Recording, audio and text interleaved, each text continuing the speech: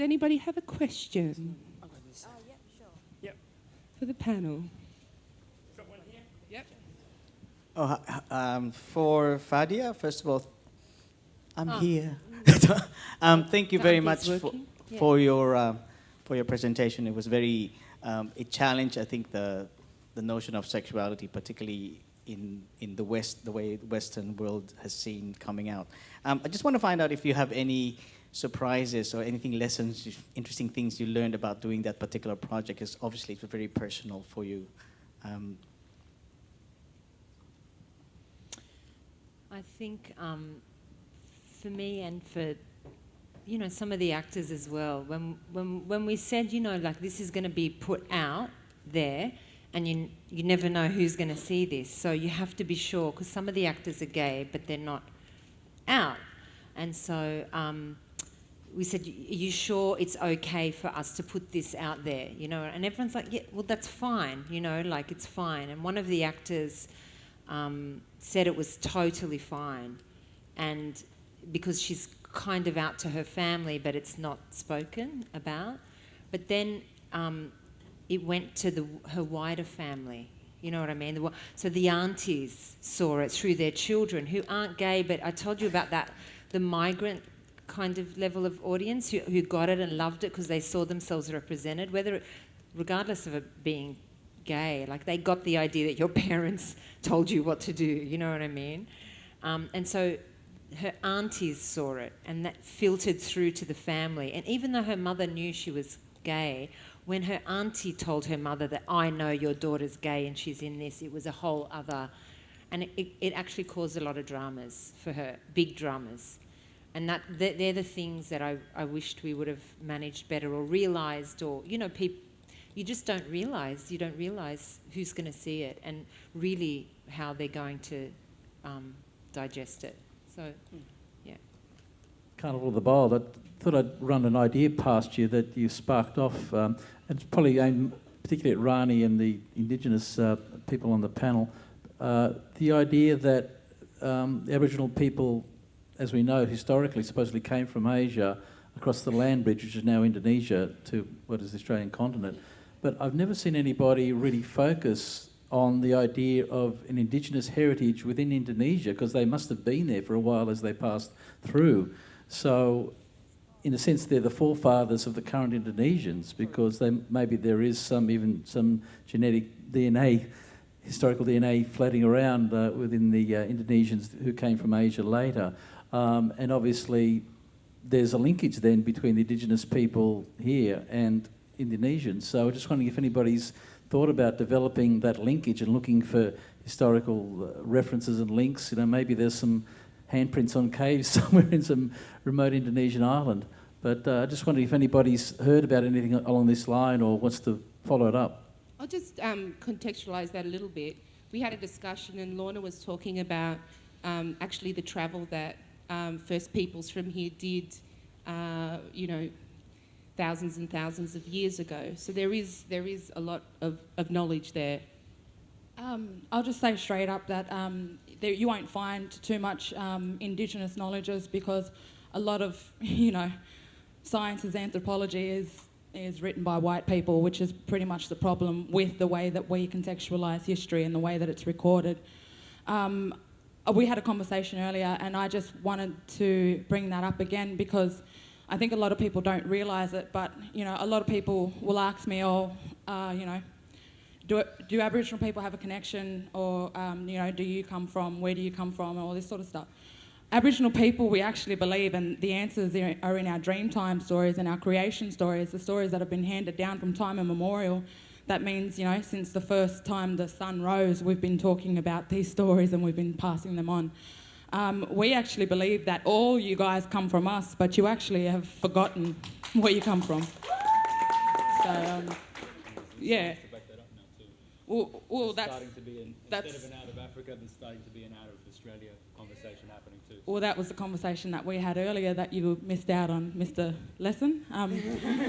But what you know, picking up what Luca's saying is that white sciences are only starting to catch up to what Aboriginal people have known since the beginning of time. So hopefully within our lifetimes, you know, a lot of these misconceptions can be shattered. One thing that has kind of really turned its head on these conversations and things like that is the out of Africa theory. There was a woman that was found in Africa, I think it was 60,000 years ago, and this new discovery, well, it's not too new because, you know, as I've said, we knew about it. There's Aboriginal people, there's been archaeological evidence to suggest that Aboriginal people have been in Australia practicing ceremonial practices and burial rites for up to 80,000 years. So how can life come from one place over here when there was already a society functioning over here? So, yeah, that's something to think about. Rani, thank you for sharing your story. I'm just wondering, what are the changes you wish to see happen in Indonesia? And also, what are the changes you wish to see the way Australia relates to Indonesia? Is this on? Yeah. Cool.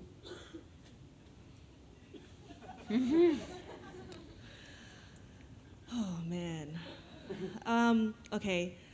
I'm early on in my journey of establishing artistic links between Indonesia and Australia, but it's like one of my big 5 long-term goals. And I've had conversations with experienced theater directors. I trained initially as an actor, about bringing projects over to Indonesia, including Chinese Whispers, and possibly getting government support.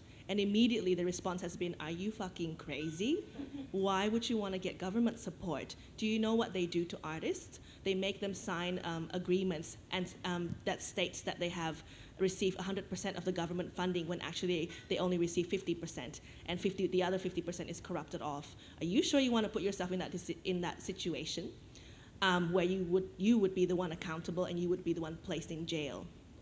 So I hear that over and over and over, and that is one thing that I would like to see change, that culture of corruption that is so rampant across all sectors of Indonesian society.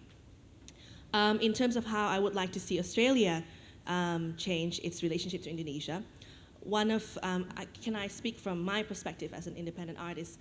One of my long-term goals is to produce and direct plays by Indonesian feminist playwrights, but for Australian-based audiences, and that's to provide more complex understandings of what Indonesia is for Australian-based audiences. I would also like to see main stage theatre companies in Australia be so much more forthright in dedicating resources to developing culturally diverse audiences.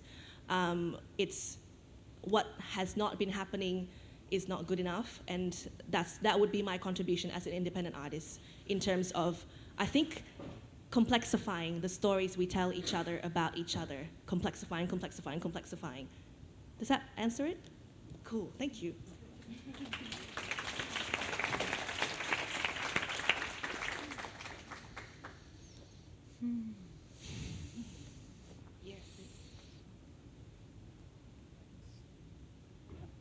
This one's for Luca. Do you have any advice for artists who want to pursue social change through their art?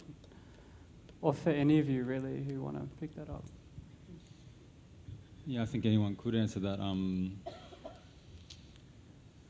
There's so many different pitfalls, so many different positive outcomes, so many different problems, so many different mistakes to be made, so many different incredibly amazing moments to be created. And I think for me, just like anybody else, I think it's just been a process of walking out into the world with my skills and my positivity ready to be implemented in some way. And I've fucked up and I've done great, just like anybody else has. And I think that there's so many different complexes that we could talk about. The Savvy complex. I'm going to go in and I'm going to help the people that are doing it, rather than I'm going to walk in, be a human being, look someone in the eye and be like, all right, how can we make it so that I lose my job at the end of this? The process for lots of people is that they end up being a gatekeeper in an arena where really what they should be doing is working towards losing their job, so that people from that arena step into that position, and there's a sustainability and an element of change that happens from the grassroots up. And that's really important. And it's hard for me to, like, I can talk specifics, but it's hard for me to talk in generalizations, because I really believe that there's no blanket rule. There's so many things that have happened throughout the world where it's like, this is the way you should do it. But then if you go and apply that in a certain context, that'll be an absolute mistake. So it's really about reading context and having your ego in check and having your life also as healthy as you can make it.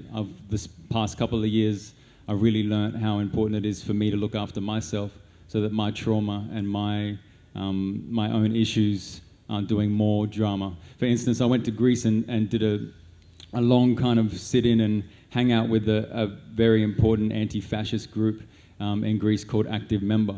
And I've been looking up for them for years and years, and they were really incredible. They're like, we did gigs with thousands of people there, and my philosophy is actually no sponsorship, so I haven't taken any money from the government through a grant since 2007, so these latest cuts don't affect me. I just keep doing my work, and I really respected them for that. And they, I turn up and I did gigs with them, and they speak really amazing political stuff, and I wanted to get involved, and this is before the current government got in. And yet, when I stayed with them, he treated his wife like an absolute piece of shit. And so for me, I was like, well, you know what? If he didn't say anything at all and just stayed at home and was a really great husband and a really great father, that would possibly be the most political thing that he could do, rather than be famous for talking out against fascists. So there's so many different ways that we can look at it. There's so many different things and ways that we can be of benefit to society. And I'm definitely not an expert, but I'm in the world helping the next kid write the next honest line so that we can have a more honest future, and that's my activism. Yeah. Busty? Yeah, Luca. Yeah. What you say. And I suppose I just go, for some of us, there's no choice. There's absolutely no choice. This is how we've grown up. I'll just talk from my experience. I'm a big black woman in Australia. There is no choice but for me to uplift my community. There's no difference. There's no difference in actually going, I'm an artist, I'm an activist. It's all the same. My process is the same wherever I go. And also, that stuff about self-care is really important. It was Audre Lorde who said, self-care, looking after yourself, is a form of political combat. Totally. You know? So it's all about looking after yourself. And as a woman of colour, I know that other women of colour need to do that constantly because of where we live. We live in an oppressive state, and it's daily that oppression happens. And some people might not see it. They might go, what are you talking about, Busty? But it's there, and even if you might not have experienced it, know that there are other people experiencing it. Yeah. I want to just add to that one too, to say I feel that language is really vital for people of colour in the community and First Peoples. So when we do say, wow, I just experienced this thing, and we have our closest friends who are from a white privileged background say, I didn't see that, in that I didn't get that, or I don't understand that, our experience becomes invalid. And actually that's a part of the oppression. So what I feel like with what's really needed for white Australia is deep listening. And I think every culture needs to deep listen to the other. But I do really feel for white Australia, it's about deep listening. Because when you only hear, I think that person's just got a chip on their shoulder, really, or I don't really think that's the way it goes down. What we experience is oppression. And that can be at the hands of our white mothers or our best friends at school or our teachers. And that's one of the most difficult, most insidious parts of the racism that we experience in Australia. So I think if you want to fight for social justice and activism, listen deeply and grow your consciousness.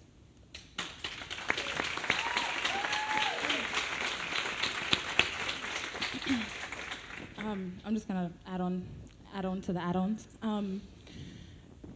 For me, generally, as an Aboriginal person, let alone all the different hats that I wear and different things that I do, as an Aboriginal person, one thing that our people are waiting for you guys to educate yourselves about this history, our shared history. We're dying waiting for some privilege to be leveraged. We're dying waiting for land rights and simple rights that a lot of people, basic human rights, access to water, access to clothing and shelter and jobs and education. We're dying, begging, waiting for this and having to justify that we are people and we're human beings. So that is one thing that we desperately need, straight up. Like a lot of people, I can probably hear a pin drop after I've said that. But a bit of advice, everyone has a part to play. You fellas are all here on my land, on my mother's country, on my great-great-great-great-great-grandmother's country. You all have a part to play whether you like it or not. So I'm going to talk to you a bit condescendingly the way that old people talk to me. It's up to you to find what it is. Educate yourself, know yourself. Everybody has a part to play. Everybody has a plate to bring to the party. What can you bring to this party that no one else can? And you master it. And just when you think you've, got it down pat, challenge yourself a bit more and go out there and put stuff out there in the world and see how people respond to it, because that's exactly what we're all doing.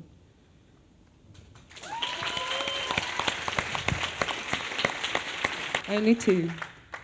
Who's got it? I wanted to add to that very quickly. I really wish that this was just called the Carnival, not the Carnival of the Bold, and that it was just fucking normal to do what we do and that everybody was doing it.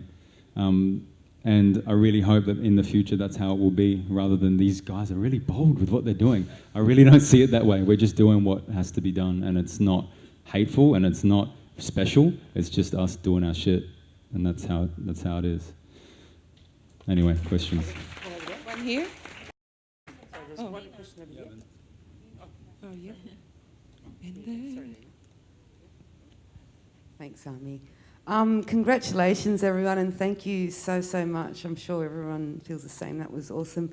Maybe just a warm and fuzzy question, not to dilute or divert from the wonderful responses you guys have had to the other questions, but as creatives, as artists, as people that love ideas, sometimes we hit walls and we hit places that we didn't think we're going to get to, and here we go again. So I'm a bit curious as to what words or things are important to you, maybe just one word that keeps you going, that just gets you over to the other side to keep going.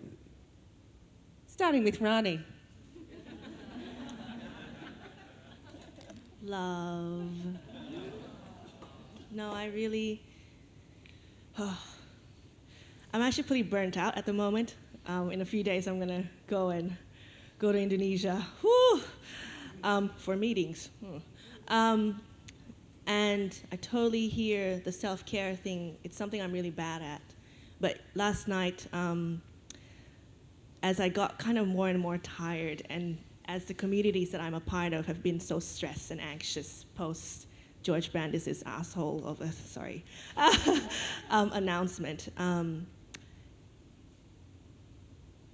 Last night I caught up with a friend, and I couldn't hide anymore how tired I was, because I've been working myself to the bone kind of thing for the different projects and trying to get funding for different things. And trying to survive as an artist is pretty hard when you're trying to do it off, well, in my case at the moment. Hopefully that will change. Anyway, but there was still, I said to her, like, I really need to rest, and it's pretty obvious that I haven't found the balance yet between working myself to the bone and my physical health. But there's always at least 5% of me that is still like, fuck, I really fucking love what I do. Really, really love it. And I really feel like it gives something to something that's bigger than me. Yeah. Oh, that was a bit long-winded, sorry guys. But yes, love. I love it so much. Yeah.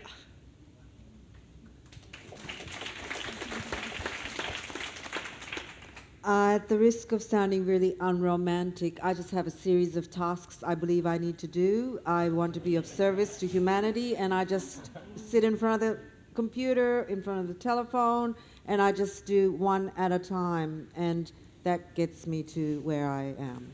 I know it sounds unromantic, but that's the truth.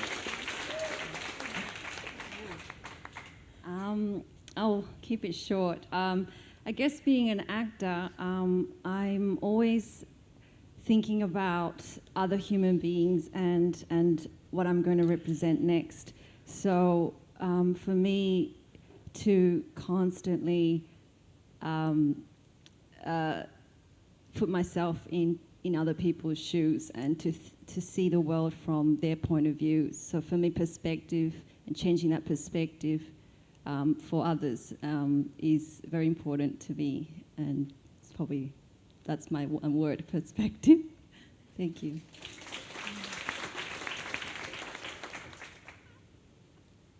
Lena, are we talking about what we do to chill out, or what we do that keeps us going?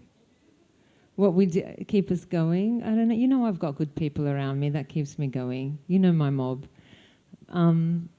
my peeps.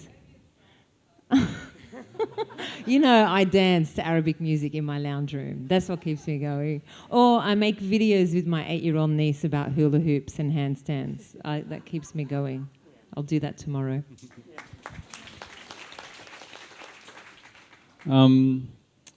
Yeah, I think what keeps me going, there's lots of things. I found that I was in a rut not too long ago, and so I made a conscious decision to move to the ocean.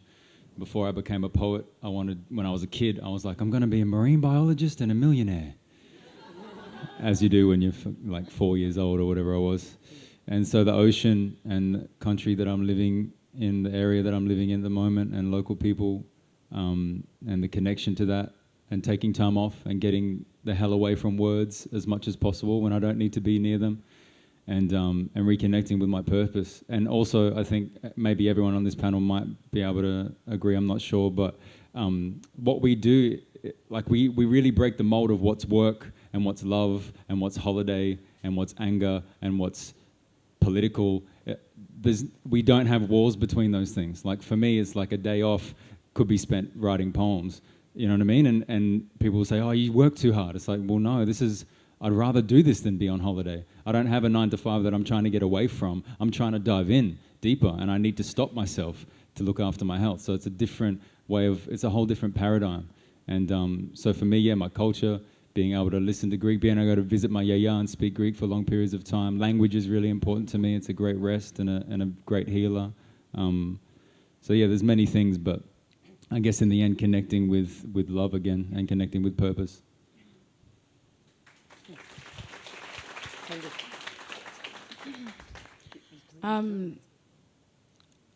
I just wanted to share something that I heard from someone who I would consider a disciple or a professor. And, you know, a lot of people would walk straight past this person and just call them a junkie on the street or a homeless person. But this person, for me, a lot of times when I was, you know, they could obviously see I wasn't doing too well. You know, this person said to me, pressure creates diamonds, you know, and keep doing what you're doing. And for myself personally, you know, what keeps me going is my people, is the state of Aboriginal health in this country. It's appalling, you know, and there's no rest. We can't rest. We can't afford a break. You know, I think about people like Jack Patton and William Ferguson, who rode bikes all over rural New South Wales to share information, you know, with Aboriginal people on the missions when information was kept, you know, people were locked up and isolated for being political or for speaking out and things like that. But, you know, those are the type of people that keep me going and that inspire me to keep pushing through. You know, these men were age of 50, 60, riding bicycles from Dubbo to Wagga to Victoria, you know, just to spread information, which eventually ended up in the Day of Mourning protest, the first Aboriginal protest in this country in 1938 in Elizabeth Street. So, you know, all these things that we're talking about, if you don't understand, look them up, you know, talk to us, ask questions. Don't be afraid to ask questions. I think a lot of people are really afraid to ask questions. Yeah. Okay. Come on. Oh, cool. I think what keeps me going is, yeah, being a voice for my people and being able to put that in music. That's what keeps me going, and it will for many more years. So yeah, it's just that, yeah, listening. I think listening to other people, yeah, as well.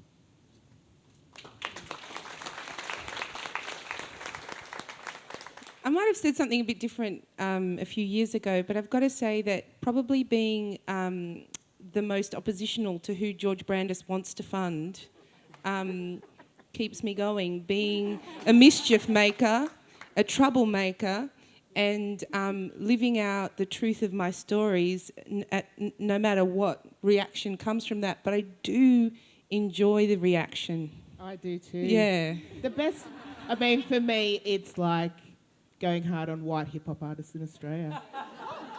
I enjoy it. It makes me feel good. I like to see them cry. Yeah, she does. Yeah. Very, very good feelings. And in the same way, yeah, being and embodying and remaining in profile and with a voice in a country that would prefer us not to be in the limelight ever, because why? So good looking and awesome. And that's why. So this is it. It's time to party like it's 1984. And please give it up for all of the artists of Carnival of the Bold. Zara and Kevin, thank you so much for having us. City of Sydney, all of the sponsors. Check out your goodie bags. Everything's really written in there. Take everything with you, your bag and everything. Write down things in your artist statements. Put it in a red box. Where's the red box? It's over at the bar. There's also going to be drinks at the bar. Keep chatting. We'll play music until 6. What is it, 10 to 6? All right. We'll see you soon.